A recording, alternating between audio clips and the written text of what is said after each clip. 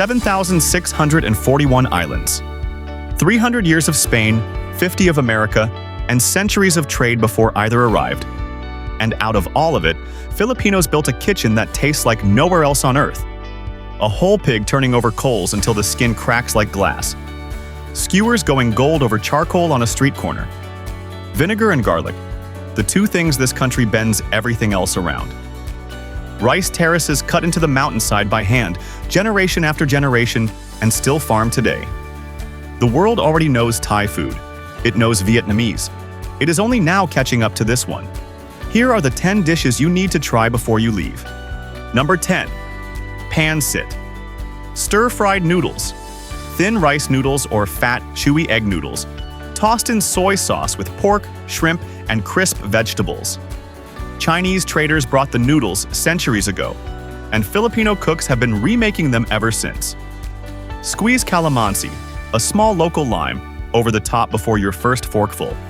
Nearly every town claims its own version, from seafood-piled Pancit Malabon to plates crowned with a whole fried egg. Half the fun is tasting how they differ. An everyday lunch at Kare-Kare's, small roadside eateries, and a fixture at every birthday party. The birthday rule.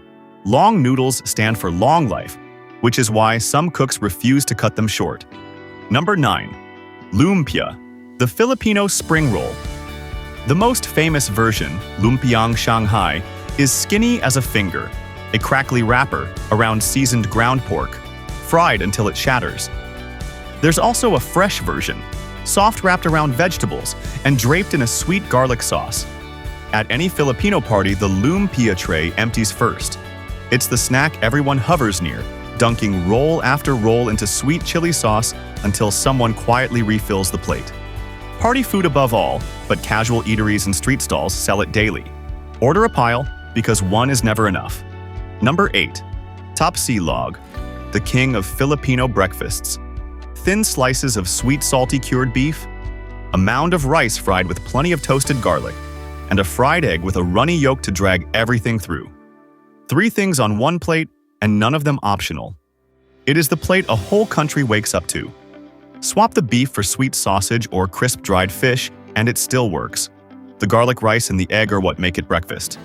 Morning food in theory, but the places that serve it stay open around the clock, so it doubles as the country favorite for a late-night meal. Number 7.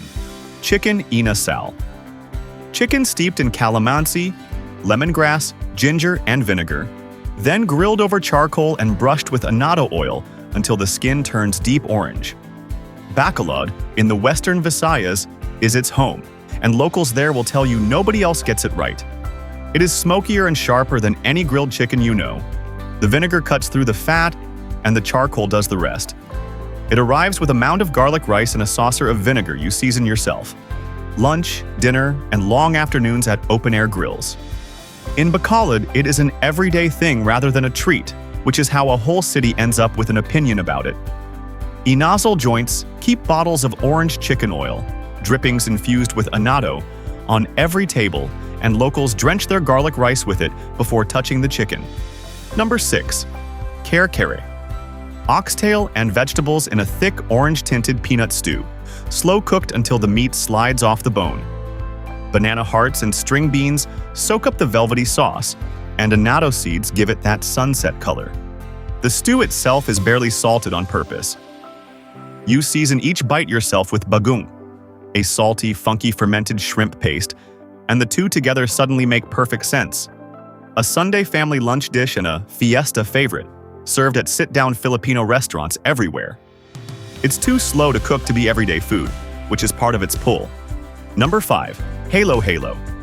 The name means mix, and that's your instruction. A tall glass of shaved ice layered with sweet beans, chewy jellies, caramel custard, and a scoop of oob, purple yam, ice cream, all drowned in evaporated milk. It's believed to trace back to Japanese shaved ice desserts brought by migrants before World War II. Filipinos just kept adding layers. Stir it hard until it collapses into a pastel slush. Every spoonful pulls up something different, and that lucky dip surprise is exactly why people love it. The answer to a hot afternoon, especially in the scorching months from March to May, sold everywhere from dessert shops to fast food chains. Number 4. Sisig.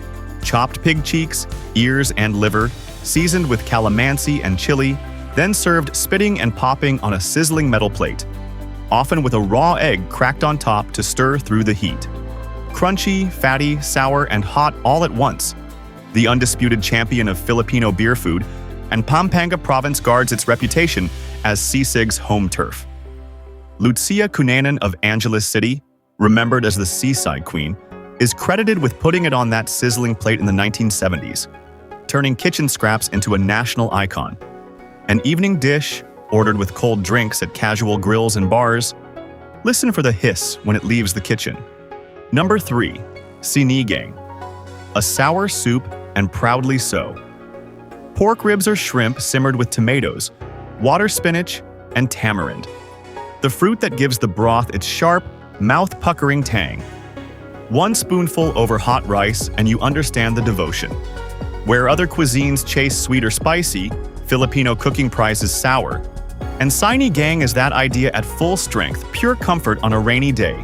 In 2021, the food ranking site Taste Atlas named Sinigang the best soup in the world. Filipinos mostly just nodded.